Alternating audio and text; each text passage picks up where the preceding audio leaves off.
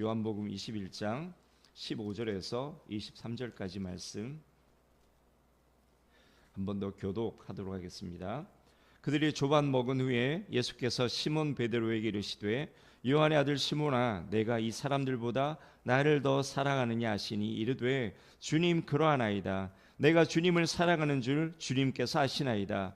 이르시되 내 어린 양을 먹이라 하시고 또 두 번째 이르시되 요한의 아들 시몬아 내가 나를 사랑하느냐 하시니 이르되 주님 그러하나이다. 내가 주님을 사랑하는 줄 주님께서 아시나이다. 이르시되 내 양을 치라 하시고 세 번째 이르시되 요한의 아들 시몬아 내가 나를 사랑하느냐 하시니 주께서 세 번째 내가 나를 사랑하느냐 하심으로 베드로가 근심하여 이르되 주님 모든 것을 아시오매 내가 주님을 사랑하는 줄을 주님께서 아시나이다. 예수께서 이르시되 내 양을 먹이라. 내가 진실로 진실로 내게 이르노니 내가 젊어서는 스스로 띠띠고 원하는 곳으로 다녔거니와 늙어서는 내 팔을 벌리리니 남이 내게 띠우고 원하지 아니하는 곳으로 데려가리라. 이 말씀을 하심은 베드로가 어떠한 죽음으로 하나님께 영광을 돌릴 것을 가리키심이로라. 이 말씀을 하시고 베드로에게 이르시되 나를 따르라 하시니 베드로가 돌이켜 예수께서 사랑하시는 그 제자가 따르는 것을 보니 그는 만찬석에서 예수의 품에 의지하여 주님을 파는 자가 누구오니까 묻던 자더라. 이에 베드로가 그를 보고 예수께 여짜오되 주님 이 사람은 어떻게 되겠사옵나이까. 예수께서 이르시되 내가 올 때까지 그를 머물게 하고자 할지라도 내게 무슨 상관이냐. 너는 나를 따르라 하시더라. 이 말씀이 형제들에게 나가서 그 제자는 죽지 아니하겠다 하였으나 예수의 말씀은 그가 죽지 않겠다 하신 것이 아니라 내가 올 때까지 그를 머물게 하고자 할지라도 내게 무슨 상관이냐 하신 것이로라. 아멘. 제자들이 갈릴리로 갔던 것은 예수님께서 먼저 갈릴리로 가겠다라고 말씀하셨던 그 말씀을 듣긴 했습니다만 그것 때문에 내려갔던 게 아니다라고 제가 말씀드렸죠.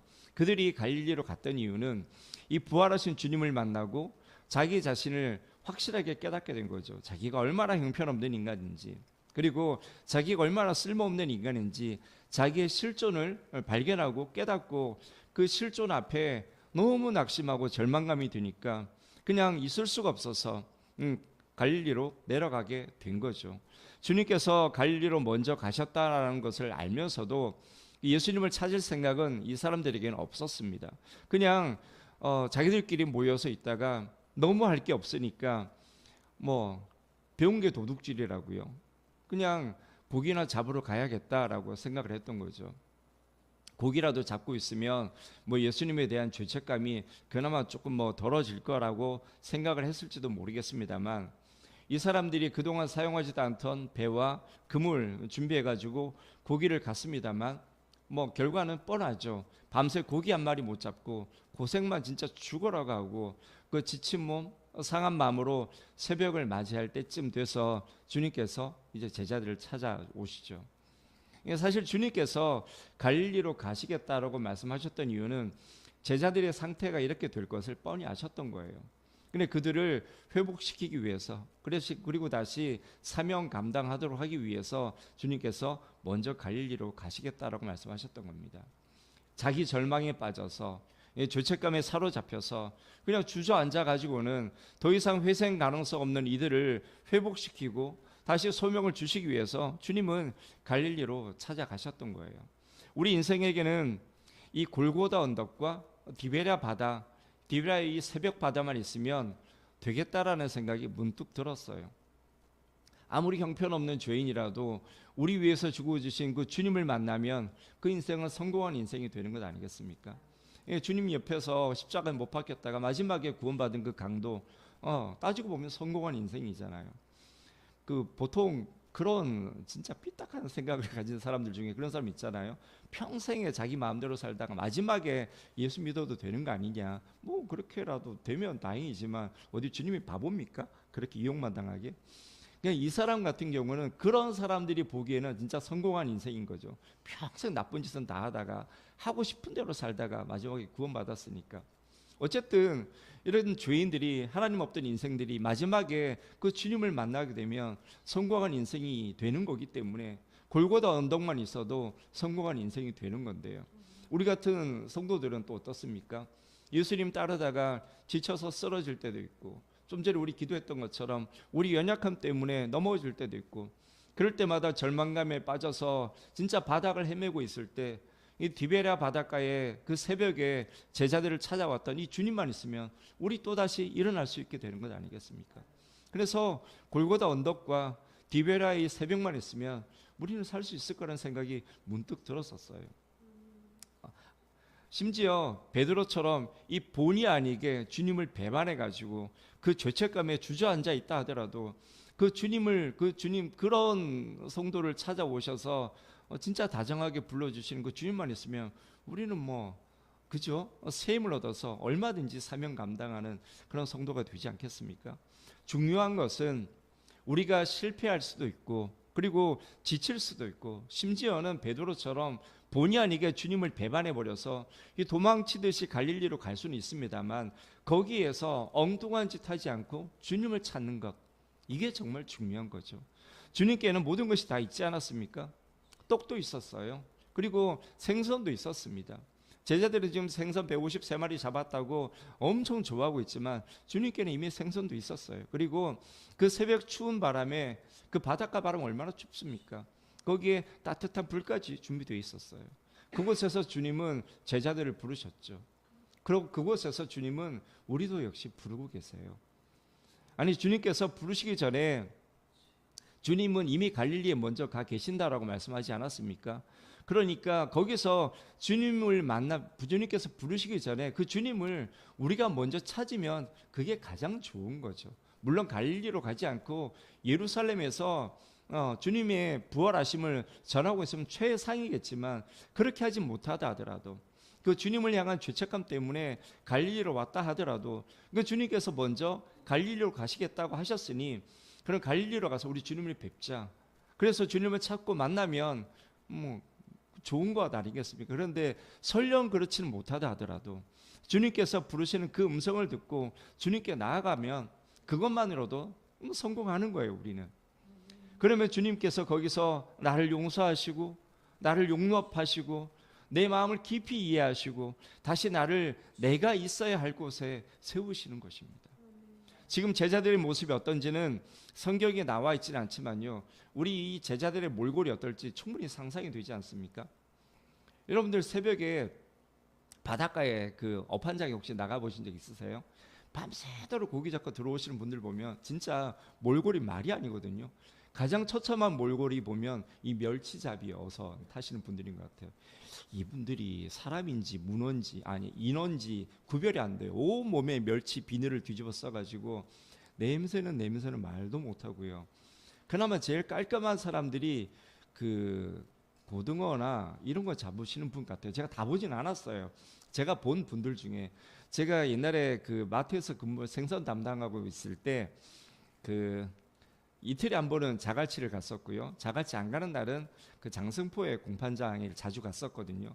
거기 가면 자주 들어오는 게 고등어 잡이배, 그다음에 오징어 잡이배도 들어왔었고 뭐 갈치 잡이배도 있었던 것 같은데, 멸치는 진짜 감당이 안 되는 그런 분들이었었는데, 그런데 이분들 가만히 보고 있으면 그분들도 참 그렇긴 하지만 그래도 그분들은 그나마 오늘 이 제자들보다는 좀 나은 것 같아요. 이 제자들은 밤새 한숨도 못 잤습니다. 뭐 장승포에 들어오신 그분들도 마찬가지죠. 밤새 잠은 못 주무셨어요. 뭐 쪽잠 조금 주무시긴 했겠지만 그게 뭐 잠이겠습니까?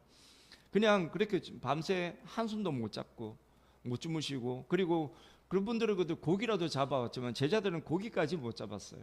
그러니까 몸도 마음도 다 지친 상태. 정작 중요한 거는 고기도 피곤함도 아니죠. 이 사람들은 그보다 더 큰 문제가 있잖아요. 주님에 대한 죄책감까지. 그러니까 만신창이에요. 만신창이.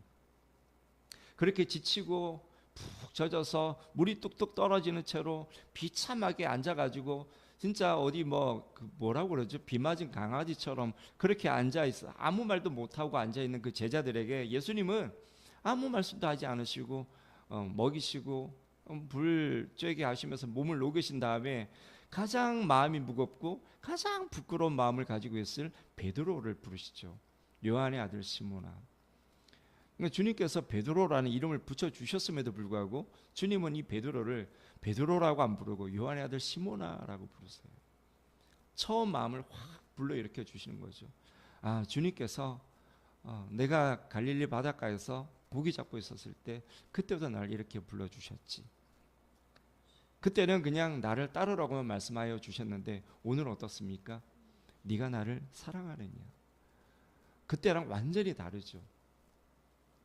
처음 디베랴 바닷가에서 고기를 잡고 있던 이 베드로를 부르셨을 때랑 똑같이 그렇게 부르시고는 사랑하느냐고 물어주세요. 이때 베드로가 그렇습니다 주님, 내가 주님을 사랑하는 줄 주님께서 아십니다 라고 이렇게 대답을 하는데요. 이 베드로의 대답을 진짜 곰곰이 오랫동안 생각을 해봤는데 이 베드로가 정말 주님께 죄송하고 부끄럽고 그렇구나라는 생각이 들었어요.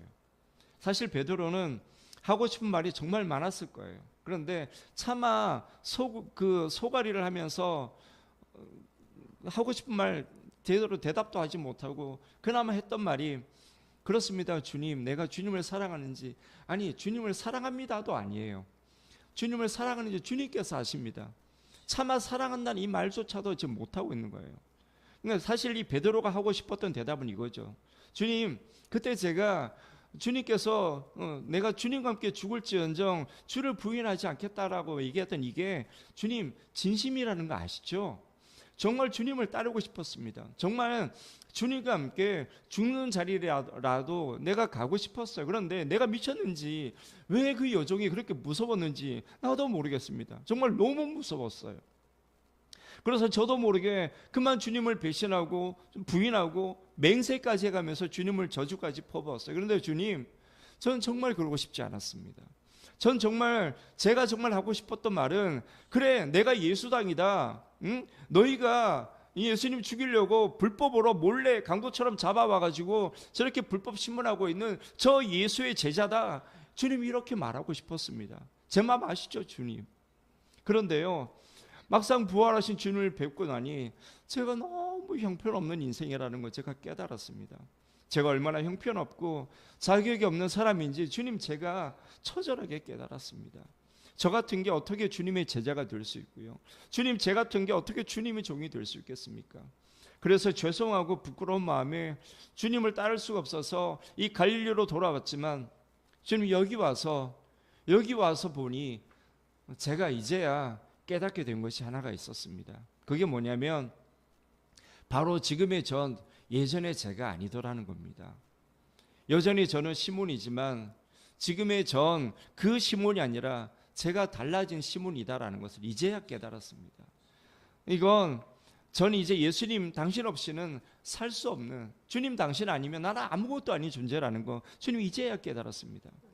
차마 내가 주님 당신을 따를 수 없어서 이 고향 바다에 돌아와서 이걸 깨닫게 되었지만, 그렇지만 주님 막상 당신께서 그렇게 저보고 사랑하냐고 물으시니 제가 몸둘 바를 모르겠습니다.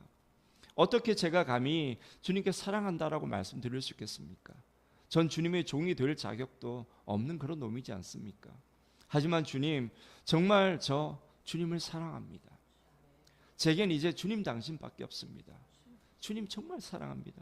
베드로가 주님께 정말 하고 싶었던 말은 이게 아니었을까? 이런 생각이 들더라고요. 그런데요, 이 베드로의 대답을 들으시거나 주님의 반응이 정말 놀랍죠. 다른 말씀을 아무것도 안 하세요. 내가 이제 너 용서할게. 이런 말씀도 없으시고요. 자, 이제 그만 힘내. 이런 말씀도 안 하세요. 그런 말씀 해주시면 얼마나 고맙겠습니까? 그죠? 근데 그런 말씀 아무것도 안 하시고 그냥 주님은 베드로가 포기했던 그 사도의 직분을 다시 회복시켜 주십니다. 주님의 교회를 맡겨주세요.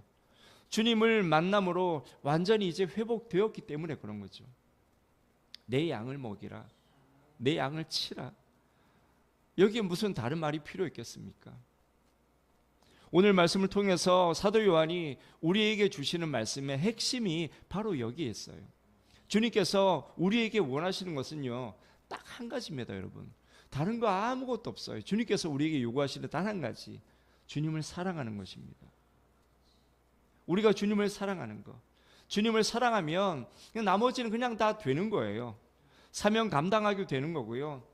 말씀대로 살아가게 되는 거고요. 서로 사랑하고 믿음의 사람이 되는 거고요. 성령 충만하게 되는 거고요. 우리 삶에 성령의 열매가 진짜 주렁주렁 열리게 되어 있는 거예요. 사랑하면 되는 거예요. 그래서 주님께서 제자들에게 요구하셨던 한 가지, 바로 사랑이지 않습니까? 서로 사랑해라. 서로 사랑하면서 하나가 되어라.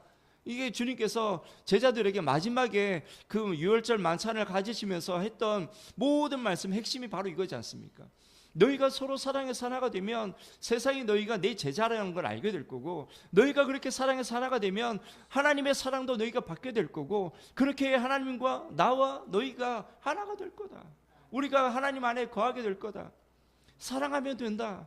이 말씀이 주님 말씀의 핵심이거든요. 내가 뭔가를 하려고, 내 힘으로 뭔가를 하려고 애쓰고 시도하지 말라는 말씀이에요. 오히려 내가 할 수 있는 것 아무것도 없다라고. 지금 베드로 사도가 하고 싶었던 그 말처럼 주님 아니면 내가 아무것도 아니라는 걸 깨닫고, 내가 뭔가를 하려고 아무리 시도해봐야 거기는 답도 없다라는 거 분명히 깨닫고, 그냥 내가 하려고 했던 모든 것 다 내려놓고, 모든 마음, 모든 시도 그냥 다 내려놓기를 원하시는 게 주님의 마음이에요. 그리고 주님은 우리가 하나님을 바라보고 하나님을 의지하고 하나님과 더 친밀하게 되는 거, 이걸 원하세요. 그게 하나님께서 우리에게 맡기신 이 사명을 감당하는 거고요. 풍성한 열매를 맺을 수 있는 가장 좋은 길이고 가장 빠른 길이고 가장 정확한 길인 줄 믿습니다. 우리 주님은요, 우리가 약하여 넘어질 때, 지쳐서 쓰러질 때, 고나여 주저앉을 때 책망하는 분이 아니세요. 책망해서 될 문제 같으면 주님께서 벌써 책망하지 않으셨겠습니까? 예루살렘에서 2번이나 제자들 앞에 나타나셨는데 왜 그때 책망하지 않으셨겠어요? 주님께서 우리를 책망하실 것 같으면, 우리 죄 때문에 책망하실 것 같으면 벌써 책망하셨죠. 그런데 주님께서 책망 안 하신다고 똑같은 죄를 의도적으로 반복하는 것은 나중에 주님한테 진짜 야무지게 야단 맞습니다. 그러기 전에 끊어내는 게 맞고요. 한두 번 우리의 정말 실수로 범죄한 거 가지고는 그렇게까지 죄책감 가지지 마세요. 이제 주님 앞에 정말 진심으로 회개하면 그걸로 그냥 끊어내시면 되는 거예요. 사람이 낙담하고 무기력하고 의욕이 없어지고 이럴 때요, 영적으로 심리적으로 이미 큰 데미지를 입었다라는 거 주님도 아세요. 그러니까 주님은 그 제일 나쁜 게 그거 아닙니까? 그 옛날에 이제 전쟁 그런 실화들 들어보면 고문할 때 어떻게 해요? 상처에다가 또 소금 뿌리고 이런 나쁜 짓들 하지 않습니까? 상처를 또 아프게 하는 게 제일 아프거든요. 주님도 아세요. 우리가 범죄했을 때 우리 심령에 이미 데미지를 입었다라는 거 아세요. 그런 우리에게 책망해봐야 아무런 의미가 없다는 거 주님도 아세요. 그래서 우리가 그 범죄하고 하나님 앞에서 죄책감 가지고 있고 무기력해지고 영적으로 의욕까지 다 사라지고 이제 주저앉아 있을 그때에 주님은 책망하지 않으시고 오히려 찾아오셔가지고 위로하시고 회복시켜 주시는 거죠. 지금 주님께서 제자들에게 책망하지 않으시는 이유가 바로 여기 있는 거예요. 그렇게 무기력하게 앉아 있는 사람, 낙담하고 주저앉아 있는 그 사람에게 책망하고 닥달해봐야 될 게 아니거든요. 그런 사람에게는 쉬게 하고 격려하고 위로해 줘야 되는 거죠. 그래서 주님께서 지금 제자들을 찾아오셔서 정말 부드럽게 얘들아 라고 부르시고, 떡을 먹이시고 생선을 먹이시고 따뜻한 불가에서 쉬게 하시고, 정말 부드러운 음성으로 네가 나를 사랑하느냐 물으시는 거죠. 지금 베드로에게만 이 질문을 하셨지만 모든 제자들 들으라고 지금 주님은 말씀하고 계신 거죠. 네가 나 사랑하니? 우리가 범죄했을 때 주님께서 우리 마음에 주시는 것은, 진짜 주님께서 우리에게 주시는 마음은 회개의 영과 더불어서 주님을 정말 사랑하는지 돌아보게 하시는 마음을 주세요. 죄책감은 주님께서 주시는 마음이 아니에요. 마귀가 주는 겁니다. 참소하고 거짓말하고 어떻게든 주님께서 나를 미워하신다, 주님이 내 죄를 용서하지 않으실 거다, 너는 그것밖에 안 되는 인생이라고 자꾸 나에 대해서 낮은 자존감을 가지게 만들고 주님 앞에 나아가지 못하게 만드는, 그거 사단이 주는 거예요. 제자들이 지금 갈릴리에 내려가 있는 그 이유가 바로 이 사단들 때문이거든요. 사단 때문에 지금 얻어터져서 지금 갈릴리에 와 있는 이 자들, 주님 앞에 있는 죄책감 때문에 온갖 그 상처로 온몸이 난자당해 있는 그 제자들 앞에 주님께서 책망하셔봐야 무슨 소용이 있겠어요. 그래서 주님은 싸매어 주시고 낫게 하시고 위로하시고 격려하시는 거예요. 다시 사명 감당해야 되니까. 주님은 3번씩이나 내가 날 사랑하느냐 물으시죠. 이건 제자들의 상처를 후벼 파는 게 아니고요, 오히려 주님을 배신하고 부인하고 맹세까지 하면서 저주했던 그렇게 하면서 스스로 받은 그 상처들을 주님께서 치료하시는 과정인 거예요. 상처 치료는요, 그냥 덮어둔다고 되는 게 아니에요. 아무리 아프더라도 상처를 치료하기 위해서는 그냥 상처를 헤집어서라도 반드시 상처를 깨끗하게 해야 되는 게 가장 첫 번째로 해야 되는 것이지 않습니까? 이물질을 제거해야 되고, 오염된 부위를 소독해야 되고, 곪은 것은 짜내야 되고, 긁어내야 되는 거죠. 그래야지 그 다음 상처 치료가 가능하게 되는 거예요. 이거 안 하고 그냥 덮어둔다고 상처 치료 절대로 안 되죠. 여러분은 어떻게 생각하실지 모르겠지만요, 우리가 죄악을 저지르지 않습니까? 똑같습니다. 이렇게 상처를 받아요. 우리의 심령에도 상처를 받습니다. 이거 여러분 기억하십시오. 심각한 상처를 받아요. 그래서 우리 주님이 채찍에 맞아서 찢기셔야 했고요, 그래서 주님께서 창에 찔리셔야만 했던 거예요. 그래서 가시 면류관 쓰셔야만 했던 거고, 그래서 십자가에 못 박히셔야만 했던 거죠. 그렇게 주님께서 찔리고 상하시고 찢기셨기 때문에 우리가 나음을 입은 거예요. 그냥 죄 씻음만 당한 게 된 게 아니고요, 우리 죄 때문에 우리 심령에 우리 영혼에 입었던 상처까지도 주님께서 찢기시고 상하시고 찔리셨기 때문에 그 모든 상처까지도 깨끗하게 치료가 된 거예요. 우리가 온전함을 입게 된 겁니다. 아멘. 우리가 회개할 때 그렇게 찔리고 상하고 찢기면서 흘리셨던 그 보혈, 그 십자가 공로를 의지해야만 하는 이유가 바로 여기 있는 거예요. 주님은요, 우리의 심령을 그렇게 치료하셨던 것처럼 이 제자들의 상처를 다 치료하시고 회복시키셔서, 그리고 주님의 교회를 맡기시고 주님의 양들을 맡기셨습니다. 아마 요한복음 20장에서 끝이 났다면은, 주님께서 이 갈릴리 바다에서 제자들을 만나 주시지 않았다라면 사도행전 2장에 나오는 이 베드로의 강력한 설교, 그 담대한 설교는 아마 없었을지도 몰라요. 그리고 3장에 보면은 베드로 사도가 그 성전에 들어가면서 뭐라고 얘기를 합니까? 그 안진뱅이에게 은과 금은 내게 없거니와 내게 있는 것을 내게 주노니 나사렛 예수 그리스도 이름으로 일어나 걸으라. 이런 담대한 선포도 없었을 거예요. 아니, 그 전에 제자들의 헌신도 없었을 거고요, 그들이 성령도 받지도 못했을 거예요. 한번 생각해 보십시오. 이 사람들이 낙심하고 좌절해서 다 포기하고 갈릴리로 내려가 버렸는데, 거기서 주님을 만나지 못했다라면, 이 사람들이 주님께서 주시는 그 위로와 회복이 없었다라면, 이들이 하나님 주님 앞에 그 저지른 죄들 때문에 그 상처 입은 그 몸, 영혼과 그 심령이 회복되지 않았다라면, 이 사람들이 무슨 수로 성령을 받겠습니까? 어떻게 주님께 다시 헌신할 수 있겠어요? 사명 감당요, 어림도 없습니다. 우리가 신앙생활 하다가 실패할 수도 있습니다. 지쳐서 주저앉을 수도 있어요. 그래서 갈릴리로 갈 수도 있습니다. 문제는 거기서 주님을 만나지 못하면 안 된다는 거예요. 반드시 주님을 만나야 돼요. 거기서 주님을 만나지 못하면 그냥 실패한 인생, 그냥 종교 생활만 하는 성도, 그냥 그럭저럭 형식적으로 신앙생활을 하는 성도, 그런 인생으로 끝나는 거예요. 주님께서 갈릴리로 가셨다라는 것을 기억하고 그 주님을 찾는 것이 가장 좋지만요, 설령 주님을 찾을 그런 정신까지는 없다 하더라도 주님께서 부르실 때, 우리 심령에서 주님께서 부르신다고 성령께서 계속 말씀하시지 않습니까? 그 성령의 음성이 들리실 때 그 음성을 들으시고 주님께로 나아가셔야 해요. 그러면 되는 겁니다. 그러면 살아요. 그러면 주님의 그 회복시키는 은혜를 입을 수 있고요, 다시 힘을 얻고 일어설 수 있게 되는 거고요, 다시 사명자로 살아갈 수 있게 되는 겁니다. 여러분, 주님께서 부르실 때 그 주님의 부르심을 듣고 주님께로 나아가서 내 사랑하는 주님, 내 그리운 주님, 주님이 나의 전부이자 나의 유일한 분입니다, 이렇게 고백할 수 있어야 돼. 고백할 수 있어야 합니다. 이게 되면 우린 다 된 거예요. 이게 되면 더 이상 아무것도 필요 없습니다. 이게 되면은요, 가난해도 행복할 수 있고요, 세상이 몰라줘도 아무런 상관이 없고요, 교회에서 아무도 안 알아줘도 괜찮고요, 오히려 손해를 좀 봐도 괜찮습니다. 하나님을 위해서 위대한 일을 할 수 있고, 논리적으로 설명할 수 없고 이성적으로 이해할 수 없는 일을 할 수도 있고요. 내 능력으로는 불가능한 일도 할 수가 있어요. 하나님을 사랑하고 하나님의 마음을 공유하고 하나님을 알고 그 하나님 그리스도 안에서 하나님과 하나 된 자에게 부어주시는 이 성령의 능력이 바로 이거예요.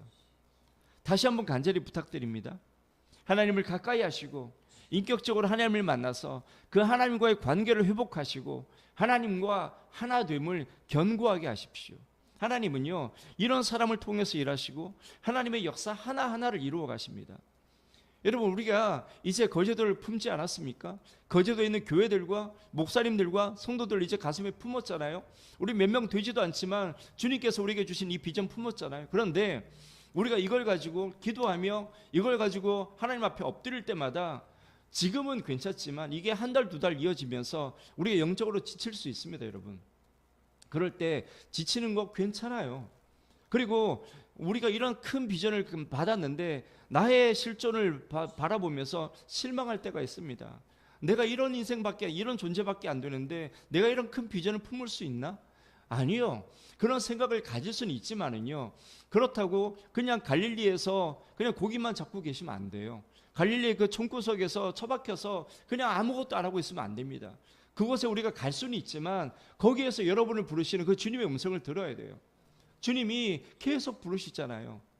얘들아, 내 사랑하는 성도야, 내 딸아, 내 아들아. 그 주님의 음성이 들리면 주님 앞으로 나아가십시오. 부끄러운 모습이잖아요. 밤새 고기 잡고 진짜 몰골이 말이 아닌, 온몸이 상처투성이인 만신창이의 모습이지만 그래도 그 모습일지라도 주님 앞에 나아가시면 돼요. 꾸밀 필요도 없고요.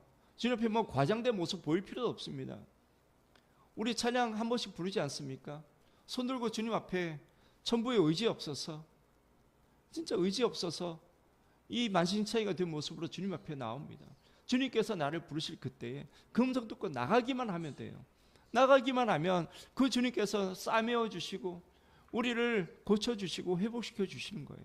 그렇게 되면 우리는 다시 일어설 수 있게 되는 거고요. 사명 감당할 수 있게 되는 겁니다. 온 세상이 죄에 물들어서 더 이상 아무런 소망이 없을 것 같은 그때에도 이 거제도에서만큼은 생명샘이 흘러나와야 되고요. 이 거제도에서만큼은 하나님의 은혜의 강물이 흐르고 있어야 되지 않겠습니까?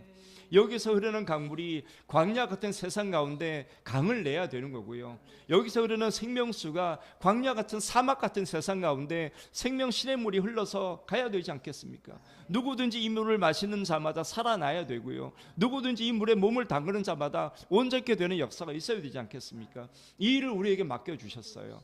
여러분, 소수라고 생각하지 마십시오. 세상을 뒤집은 하나님의 예수님의 제자 몇 명입니까? 12명이 다예요. 12명에서 세상을 뒤집어 놨습니다. 세상을 뒤집은 유일한 한 분 예수님밖에 없잖아요. 우리는 몇 명입니까? 많잖아요. 이 거제도 하나 우리가 뒤집을 수 없겠습니까? 뒤집을 수 있습니다. 그렇다면요, 우리가 이걸 감당하려면 주님의 음성 들어야 돼요. 제자들처럼 주님, 내가 주님을 정말 사랑합니다. 우리가 오늘 찬양했던 것처럼 주님만이 나의 전부입니다. 주님만이 나의 왕이십니다. 주님만이 나의 생명이십니다라고 고백하는 고백이 우리 안에 있어야 돼요. 이게 회복이 돼야 합니다. 내 모습 바라보면 바라볼수록 소망이 없죠. 내 모습 보지 마십시오. 내 안에 계신 하나님께서 약속하신 성령님을 바라보십시오. 성령이 나를 예수 그리스도의 장성한 분량으로 만들어내고야 말 거고요. 성령께서 우리를 이 거제도를 큰 구원의 땅으로 만드는 이 일 가운데 반드시 사용하실 거예요. 아멘입니까? 오늘 사도 요한이 오늘 말씀을 통해서 정말 하고 싶었던 말씀이 바로 이거예요. 우리 교회에 이런 영적인 사역들이, 영적인 일들이 일어나기를 원합니다. 성령의 역사들이 일어나기를 원해요. 오늘 이 말씀 붙잡고 좀 기도했으면 좋겠습니다.